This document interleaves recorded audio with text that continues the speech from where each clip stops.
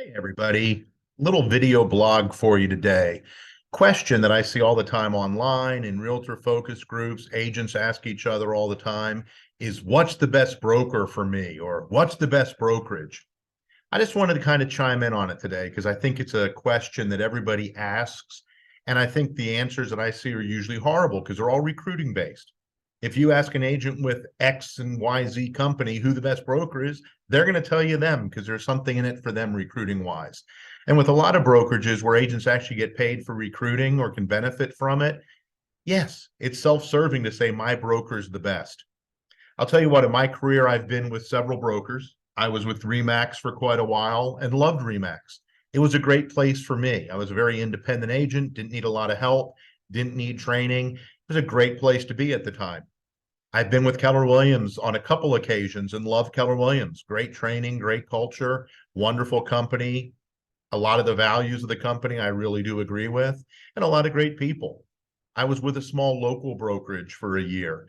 For me, it was a bad decision. It hurt my business, but it doesn't mean it was a bad brokerage. It just didn't fit my business model. So there is no right or wrong answer. The answer is what's the best brokerage for you? Friend of mine in the car business always says there's an ass for every seat. I believe that's true of brokerages. Every brokerage has certain people that fit their model really, really well. So the next time you ask or somebody asks, who's the best brokerage? Don't try to recruit them. Try to help them understand they're best brokerages for everyone. You know, brokerages are known for different things. Keller Williams is known for great training, a lot of support, a very, very, people will attack their and say, oh, it's so expensive. It's a lot less expensive than some of the competitors, especially if you're doing volumes of business. Remax, very good brokers for independent agents that don't need a lot of support. Coldwell Banker, love them, very traditional brokerage. There's three big national brokerages I just mentioned. I love all three of them. I think they all have a lot to offer. And you know what? The mom and pop in your town, the local brokerages, the regional brokerages, they all have a lot of good things to offer. Before you ask that question, or if you're thinking about making a move, you need to ask yourself, what's the best seat for you? What do you want from a broker? If you want leads, if you want systems, if you want a CRM and you want good marketing, if you want really strong training, if you want administrative support, if you want cheap fees, and you know what? There's nothing wrong with low fees, but I think we're all smart enough to know that low fees mean they don't offer as much for the money. Training is a huge thing. Most agents need coaching. They need training. They need other people around to mentor them and bounce ideas off of. If you don't have that, that's problematic. So the answer to the question, what's the best brokerage, is really take the time and think through what do you need. And if you're not sure what you need, talk to veteran agents, talk to your coach, talk to your mentors, figure out what you need, and then go interview the brokers. They all have a different thing to offer. They really do. Now, there's a couple lies that I do want to address when it comes to the decision. You're going to hear so many people say that broker doesn't matter, they hire you. I'm calling BS. I'm flat out saying that's an outright lie or misstatement. Your friends, your family, people that know you, they may not care what broker you're with. Strangers, it matters. If you live in Pittsburgh, PA, and someone's moving from Chicago and they come into your open house, they've never heard of you, and you're with Joe Smith Realty, who they've never heard of. And if there is a Joe Smith Realty in Pittsburgh, I apologize because I just made the name up. But they've heard of Keller Williams, and the next open house they go to is an agent they've never heard of, but they've heard of Keller Williams, or they've heard of Coldwell Banker. Brand does matter. When it comes to strangers that don't know you, the name of your brokerage does matter. Anyone who says differently, they're misleading you, or they don't understand the value of brand. There's a reason Pepsi and Coke spend so much money advertising their names when everyone on the planet knows who they are. It does matter to strangers. It does matter in marketing.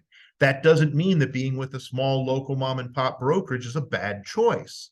Just understand that there is a myth that the name of the brokerage and who it is does not matter. And the brokerage's reputation matters. There's no ifs, ands, or buts. If a brokerage is in the news for a lot of bad stuff, do people know that? Some people do. The second myth is that the brokerage splits matter. please don't make a decision based on splits. If a brokerage is really, really inexpensive, there's a reason why. And if they're taking too much of your money, okay, that's a problem.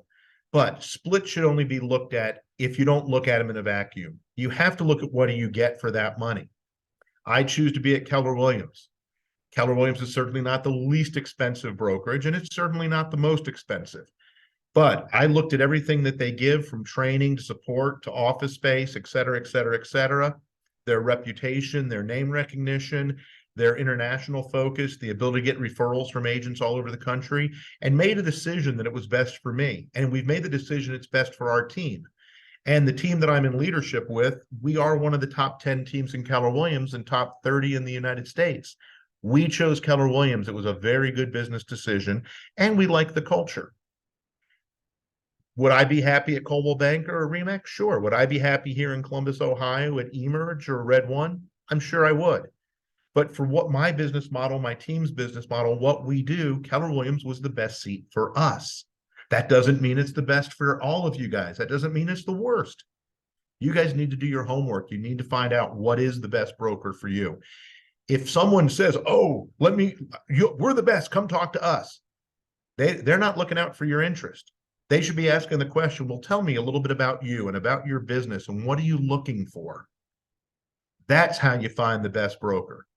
My little video blog is over. I'm very passionate about it. I talk to agents all the time that ask me about Keller Williams, and I say, you know what? I'm not sure it's the right place for you. Some people need more structure. Some people like the old school model. Some people are really, really independent. Everyone is different. It's a huge decision for your career. I leave it this way. If any of you ever want to reach out and talk about different brokerages and different things, I promise you this, I'll talk to you. I won't try to recruit you to Keller unless it's the right seat for you. And I know all the national and regional companies pretty much in the country will give you the best advice I can.